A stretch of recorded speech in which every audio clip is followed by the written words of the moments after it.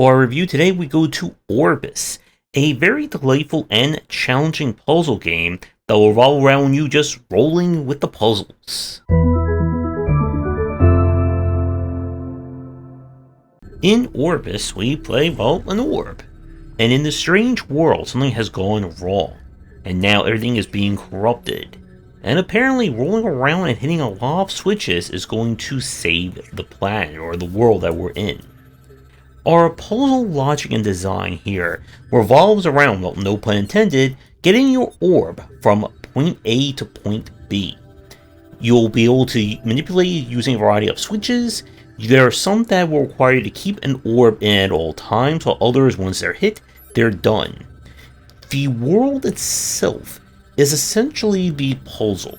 So as you solve one section, you'll be able to move on to the next. Sometimes a puzzle may require you to solve multiple things in the same section, and then it becomes almost like 2 or 3 smaller puzzles that transform into one larger one. The complexity grows with your ability to control other orbs.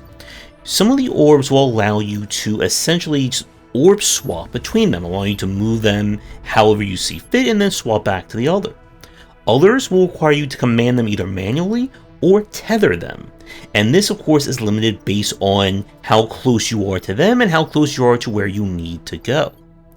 And what the game does very interestingly with its kind of puzzle solutions is that while a variety of the puzzles are built around one solution, the game features advanced puzzles or advanced solutions where you must do the puzzle but with a very specific condition. So let's say you are no longer allowed to swap between orbs. Maybe there's a limit on how many times you can control an orb. And if you do that, you earn props and of course achievements for it. It's a really great way to take a linear game and provide some very interesting and challenging achievements for it, as you're not really finding hidden MacGuffins in the levels or finding hidden puzzles. It's just having multiple ways of solving them. Each one of the game's worlds features a different kind of overarching mechanic.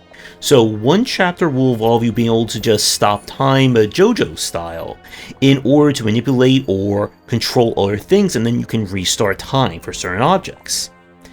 In terms of the difficulty, this is where it gets very interesting. I would rate this on the challenging to maybe difficult side in terms of puzzle logic. While your basic controls do not change from beginning to end, there's kind of 2 difficulty spikes that revolve around these puzzles. The first is that despite the fact that this is a puzzle game, there's a lot of hand-eye coordination that goes into it, especially if you're going for the advanced challenges, where you need to properly time or just move or roll fast enough to order certain things to get them to work. One of the parts that really stuck me, I think, was in chapter, I want to say 3 or 4, where the game introduces rhythm-based challenges. And as we all know, I am not the best when it comes to music and rhythm. And I do want to shout out the game's hint system that does a really great job of kind of guiding you to some of the solutions. And while it doesn't flat out tell you the exact solution, it'll oftentimes tell you the important mechanic or element of the puzzle that you need to do in order to solve the whole thing. And this game does a great job of exploring all the different kinds of puzzles you could do with these mechanics. I really like the style and just the overall look as well.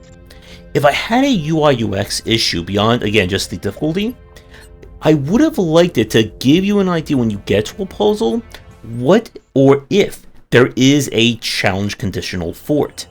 You see, the only way to double check it is to go out of the game into the pause menu and even just check the achievement page for it. And I would have liked, again, just showing somewhere on the screen, or even just an indicator at the start saying, hey, there's a bonus challenge if you want to go for it. Still, with that said, Orbyss is a really solid puzzle game. This is definitely going to be for someone who's looking for a challenging game. Do not assume, just by the fact that you only have a few buttons to control, that this is going to be a simple one to play. And I would definitely recommend this one as one of the more interesting puzzle games that we had a chance to play in 2025. So with that, Orbyss was played with a review key. Let's look at your game for a future review. Does not involve orbs, more orbs, and shinies all around? Be sure to get in touch. If you did play this one, let me know what you thought about it as well. And with that, thanks for tuning in, and see everyone for our next review and for more game design talks. Thanks for watching, and a special thank you to our Patreon supporters. If you enjoyed the video, do the YouTubing stuff, be sure to visit our Discord and Patreon, and if you're interested in more in my thoughts on design, check out my game design books.